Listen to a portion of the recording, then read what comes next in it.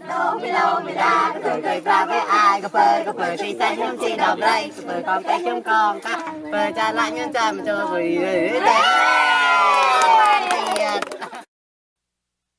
êលេងអីហ្នឹងលេងចាក់ទឹកដងមកលេងជាមួយគ្នាមកតាចាំប៉ាវអូយលេងញ៉ាដង